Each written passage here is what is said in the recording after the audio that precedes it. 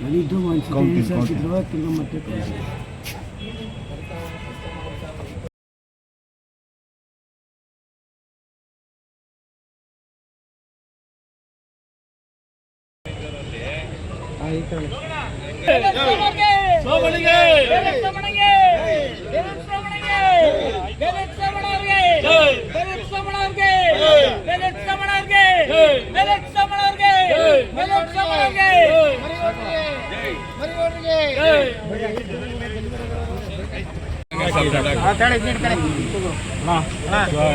ಒಂಚೂರು ಸೈಡಲ್ಲಿ ನಿಂತ್ಕೊಂಡ್ಕೊಡ್ರಣ.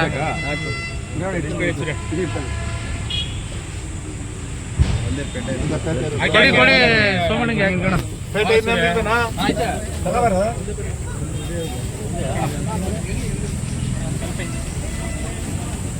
ಓಕೆ ಚಂದ್ರು ಇಲ್ಲ ಕಣ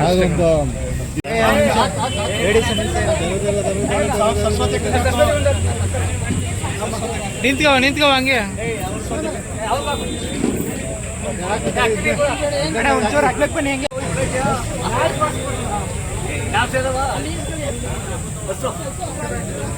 ಮಾಡಿ ಚುನಾವಣೆ ಮಾಡಬೇಕು ಅಂತ ಅದೇ ರೀತಿ ಮಾಡಕ್ಕೆ ಕೊಟ್ಟೆ.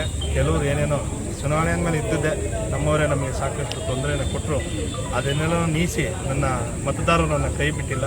ಮತದಾರ ಪ್ರಭುಗಳಿಗೆ ನಾನು ಅತ್ಯಂತ ಪ್ರೀತಿಯ ಕೃತಜ್ಞತೆಗಳನ್ನ ಸಲ್ಲಿಸಲಿಕ್ಕೆ ಇಷ್ಟಪಡ್ತೇನೆ. ಯಾಕೆಂದರೆ ಇವತ್ತು ಇಲ್ಲಿ ಪಕ್ಷ ನೋಡಿಲ್ಲ ನನ್ನ ವಿಚಾರದಲ್ಲಿ, ಎಲ್ಲರೂ ಕೂಡ ಪಕ್ಷಾತೀತವಾಗಿ ನನಗೆ ಮತ ಹಾಕಿದ್ದಾರೆ.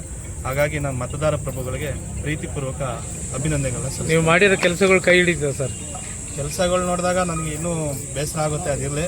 ಆದರೂ ಕೂಡ ಮತದಾರರ ತೀರ್ಪನ್ನು ನಾವು ತಲೆಬಗ್ಗಿಸಿ ಒಪ್ಕೊಳ್ಳೇಬೇಕು.